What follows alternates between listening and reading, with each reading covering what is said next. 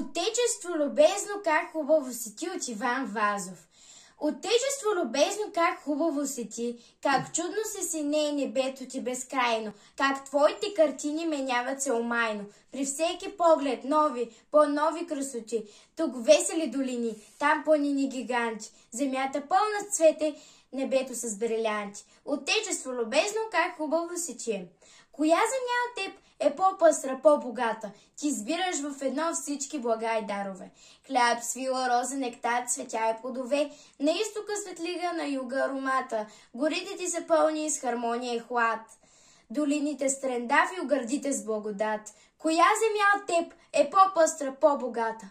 Отечество, не си ли достойно за любов? Кой странник без въздишка можа да те остави? Кой има сила твоите картини да забрави?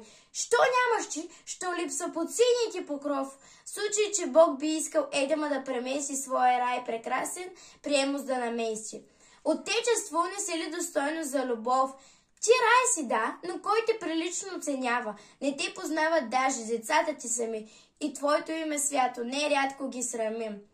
Какъв ли свят прекрасен в теб и още скрит остава? Какви ли тайни дремят, богатства, красоти по твоите долини, поля и висоти? Ти рай си, да, но кой те прилично оценява? Ах, ние живееме в тебе, майко, като със чужденци, и твоя дивен вид ни не стряска, ни привличат.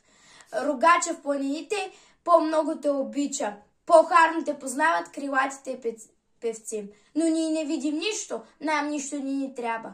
Доволно е, че даваш покривката и хляба. И ние в тебе, майко, ще умрем чужденци.